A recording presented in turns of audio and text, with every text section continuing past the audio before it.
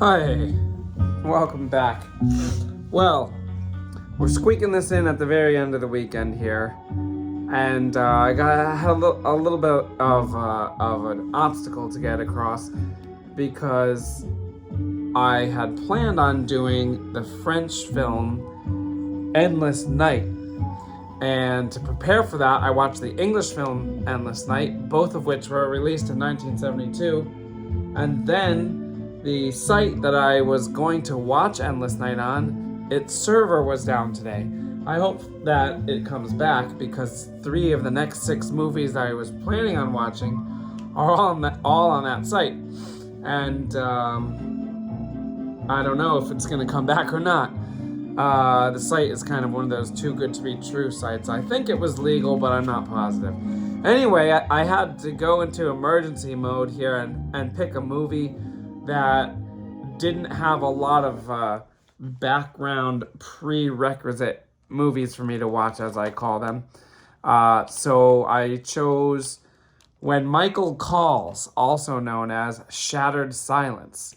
There's a lot of low quality, like VHS and DVD covers for it, and this was kind of the best one. So it says Shattered Silence, but really it's called When Michael Calls. It's based off the book When Michael Calls. Here's the book, which actually has a way cooler cover. With a little skeleton hand there. So this was written by John Ferris, who is probably most known for writing The Fury, which was later adapted by, I think, Brian De Palma in the late 70s. So anyway, this is the book. Oh, we'll just leave the book cover up there because it looks way cooler than that crappy DVD cover. But you may have noticed on the DVD cover, you may have seen Michael Douglas. This is an early Michael Douglas film. Michael Douglas, probably best known, he's not really in any horror movies, but he was in he was the lead in Falling Down, which a lot of people like. It's kind of like a weird movie where this guy snaps under regular type pressure, just like goes nuts. And he was in The Game, Basic Instinct, and a whole bunch of other movies. I think he's in a bunch of new Marvel movies too, but maybe not as the lead. So this was an ABC movie of the week.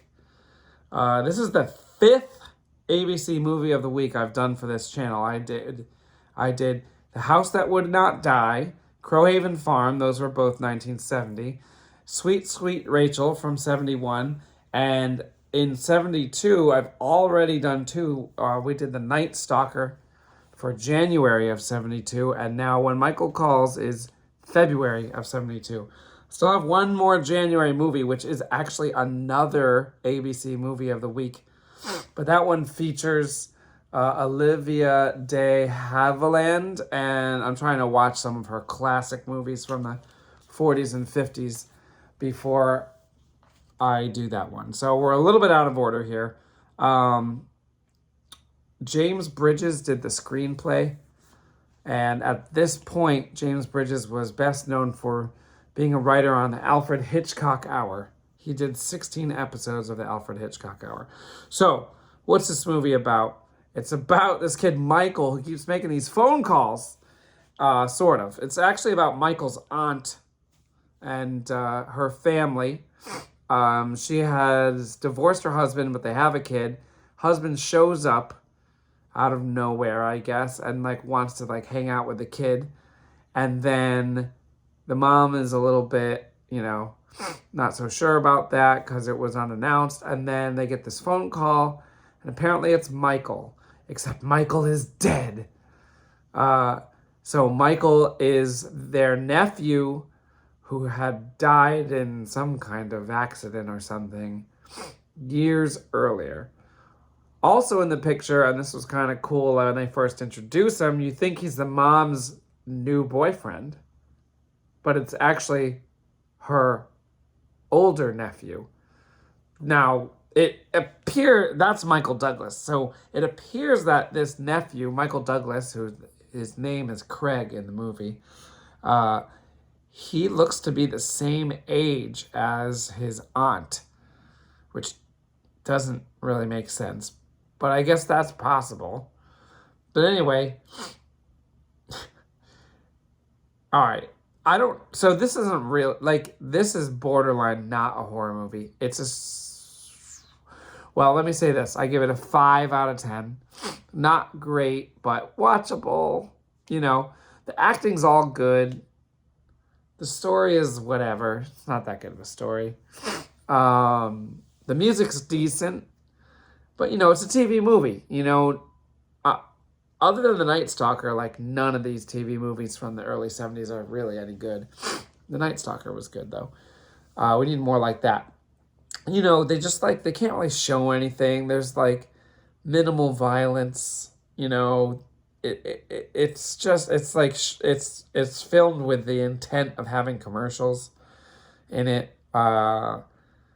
You know, there's no swearing, there's no sex, there's nothing really. You know, it's really, really tame. So they're trying to make you think there's a ghost. And now I'm gonna give some spoilers here. So they're trying to make you think it's a ghost, but it's a Scooby-Doo movie. And if you watch my other videos, you know what I mean by that. It's not really a ghost.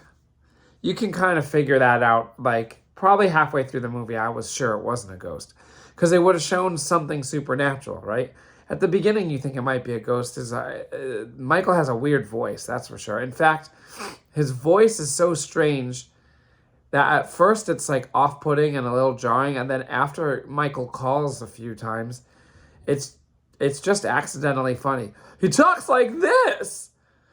He calls up and he's like, "Please help me. I'm stuck. I'm all alone. Please help me." And that's what he sounds like. And he makes about eight or 10 calls throughout the movie.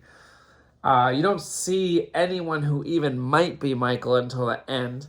Well, for the most part. But before we talk about the end, I got to say one thing. One of the reasons why I'm counting this as a horror movie, well, first of all, you're supposed to think it's a ghost for at least a large chunk of the movie. And the music makes it kind of horror-ish. And they do this other horror imagery. Now, I noticed, I don't know if I've ever really mentioned this before, but some movies I feel like they're like, basically, they do things to tell the audience, this is a horror movie, you know. For example, in this movie, there's a Halloween play in the movie. So, like, for one scene, they go to this school, and there's, like, skeletons everywhere, but they're, like, fake, like, elementary school decoration skeletons. But it's just, like, letting you know it's a horror movie, you know? Like, there's skeletons and jack-o'-lanterns. So, it's a horror movie. They're trying to make it a horror movie without having any blood or any that much killing or any, like, real on-screen violence. However, a few people do get killed in the movie. And the way they get killed, especially the first guy, is horror-ish. And as far as I'm concerned, it's unexplained. Maybe I would have to watch it again or, like, really force an explanation into this. But there's this old retired doctor in the beginning of the movie who's, like, I guess, like, their neighbor. And he's also a beekeeper. Like, that's his retired hobby. And he talks about how he has, like, 26 hives in his yard or whatever. And so there's, like, one or two, like, beekeeping sequences. And so, like, something happens. And Michael makes all the bees kill the guy. So, like, at that point, I thought maybe it is going to be supernatural. Now, unfortunately, even though I have watched this officially on Plex, which is a legal platform, the quality is very poor, which seems to happen for almost every TV movie of this era. I think that The Night Stalker was the only one that actually looked good, and that's probably because it was popular enough to spawn a sequel and its own series, and today people still like it, so it's like, it's been restored. This one has not been restored, even though Michael Douglas is in it, and he's like, a very mainstream actor. No one cares about this movie. So I wouldn't call it really obscure because it's a mainstream TV movie, and was at the time, and has, like, actual Hollywood actors, writers, and so on. So I wouldn't call it obscure. Although it's certainly an unloved entry into the horror, thriller, mystery world because it's, you got to watch it in really garbage quality, even on a free platform, Plex. So, anyway, this guy gets killed by bees. And so that's like almost the tipping point for me. That and the fact that they're trying to make you think it's a ghost. That's what like is letting me say, okay, this is a horror film. Because bees like killing a guy is almost supernatural. There's also an element of like extreme hypnosis, which I think is kind of unrealistic. And in case you haven't watched my older videos, I feel like there needs to be an unreasonable element. Like, I prefer it to be supernatural to make sure that it's like definitely horror, because otherwise you're really in thriller territory if there's nothing like supernatural going on. But it turns out, and here's the major spoiler, so if you want to watch this, you better turn the video off now. It turns out that Michael Douglas is the killer, even though he's their nephew. And what he's doing is hypnotizing a young boy to, like, aid him in terrorizing his aunt and uncle.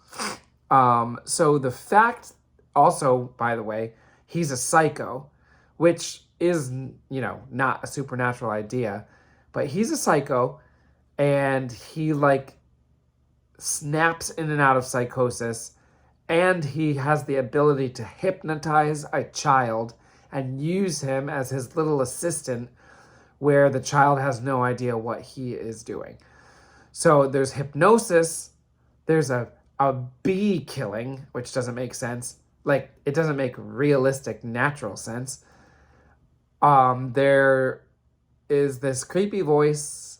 You're supposed to think it's a ghost, and there's like Halloween imagery. So all of that will like push it into horror territory. Also, the other person that gets killed is the sheriff, and they also didn't explain this. So is it just bad writing, or is it almost supernatural? Probably bad writing, but there's this part where the sheriff is like checking out the school, like before the Halloween play or whatever. There's all these jack-o'-lanterns everywhere, and then you hear the voice. Now, I think at the end they kind of explain that the voice is like a recording, but they don't say who made it. I couldn't even find in the credits who did the voice, because it does not sound like Michael Douglas, but it's like, I guess, supposed to be him. And they explain that it is not the kid that he hypnotizes. Actually, the kid that he hypnotizes is mute. And supposedly, Michael Douglas, this doesn't make sense really, but Michael Douglas, or Craig, hypnotized the kid, and when he hypnotizes the kid, he has the kid press play on the tape recorder that then plays Michael's voice, like, oh, actually, I guess he hypnotizes the kid to make the call, because there are a few times when Michael Douglas is in the house when they get the call.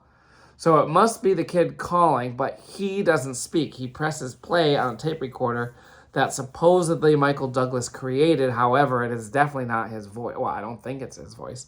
It's like such a ridiculous voice that you can't really tell. Anyway, so in the end, oh, I know. So I'm getting a little mixed up here, but basically the sheriff hears the voice in the school, not over the phone, but in the school, and he's calling out to the sheriff, which, like, again, like, not sure that makes sense, because how would Michael Douglas's character, Craig, know that the sheriff was going to be exactly in the right spot at that time? And if he did, like, who played the tape recorder? Did Michael Douglas play it at that point? Did the kid play it? You never see either one of them in the scene. So anyway, the tape is like, Sheriff, I'm back here. I need help. Sheriff. So he goes to help, and then, like, we don't know what happens, but the next thing you know, somebody, like, opens up the curtain, and the sheriff just, like, falls out of nowhere dead. So that's not supernatural, but It's a little, it's pretty slashery, actually. It's like proto-slashery. We got the bee killing, we got the killing of the sheriff, but then I don't think anyone else dies the rest of the movie. So you have these two killings like fairly early in the movie, and then like no one else dies for the whole movie, which is kind of not horror-ish. It almost felt like it was going to be a slasher. Like, if you killed about 4 more people, it could have been considered a slasher. But you can't be a slasher when you have 2 kills, one by bees, which like might have been an accident. I don't even know like what happened with the bees. But anyway, all in all, watchable, somewhat entertaining, maybe not for the right reasons. Like I was laughing at it and it was not supposed to be funny. Obviously the book, I mean, look at the book. That's a horror cover. So I think what we call this is like failed horror. I think that's what I would call it. It's not anything else. I mean, it is a thriller and it is a mystery, but it's trying to be horror, but it doesn't quite do it right. So yeah, I'm gonna call this failed horror, also known as Scooby-Doo horror. That's the label I'm giving it here. All right, so we'll see. I got a bunch of movies that will require me to watch like 4 or 5 other movies just so that I can cover them from the angle of knowledge that I require myself to come at these from. So we'll see. We'll see which one I do next. It'll definitely be one from like February, maybe January. But I have an idea of which one I want to do, but it means I'm going to have to watch 5 movies in a week, which might be tough. All right, we'll see you next time. Thanks for watching.